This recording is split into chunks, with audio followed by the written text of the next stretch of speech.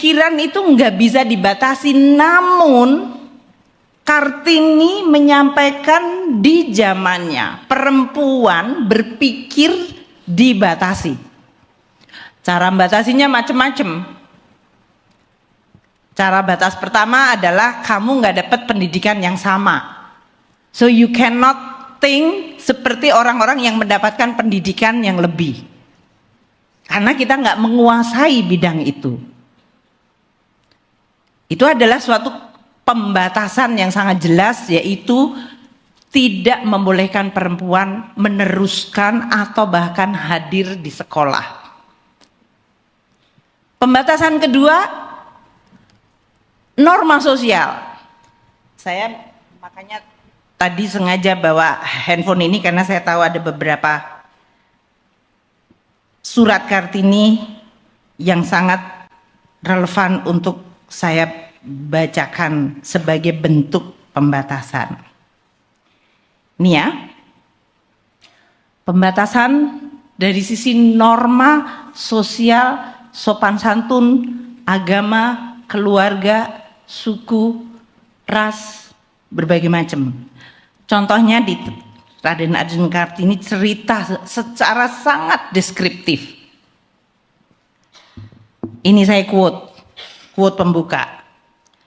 Sejujurnya adat sopan santun kami orang Jawa amatlah rumit. Beliau Raden Ajeng Kartini orang Jawa. Adikku, berarti adiknya Ibu Kartini, harus membungkuk bila hendak lalu di hadapanku. Harus membungkuk. Itu pembatasan, karena you cannot feel the freedom. Kalau adikku duduk di kursi, saat aku lalu, haruslah ia segera turun duduk di tanah. Dengan menundukkan kepala, sampai aku tidak terlihat lagi, sampai beliau lewat. Ini baru kakak adik loh. Adik-adikku tidak boleh berkamu dan berengkau-engkau.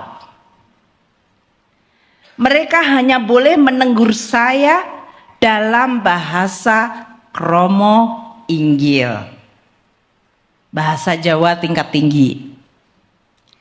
Tiap kalimat yang diucapkan haruslah diakhiri dengan sembah. Tuh.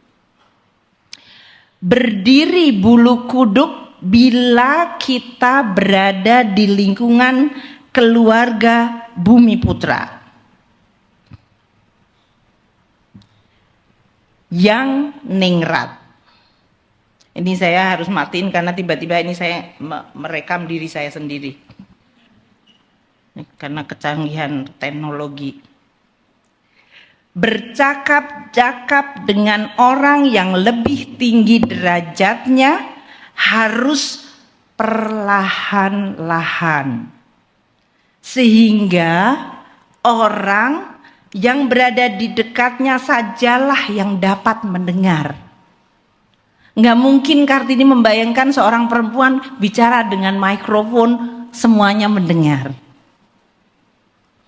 Pada masa itu, it was unthinkable, impossible, prohibited. Kalau perempuan bicara, ya hanya kepada yang mendengar saja. Dalam tone yang cukup rendah, sehingga tidak terdengar kepada yang lain. Seorang gadis, menurut Kartini ya, harus perlahan-lahan memutar langkah. Langkahnya pendek-pendek, gerakannya lambat seperti siput. Jadi saya bayangkan.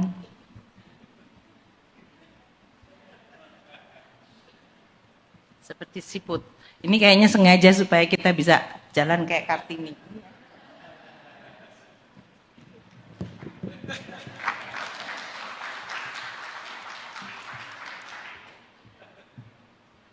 Nggak bisa jalan kayak saya gini. Ya. Saya ingin menghadirkan suasana seperti ini supaya bapak-bapak terutama dan juga ibu-ibu bisa merasakan what is the difference zaman dulu dengan sekarang dan apa artinya bagi kita hari ini.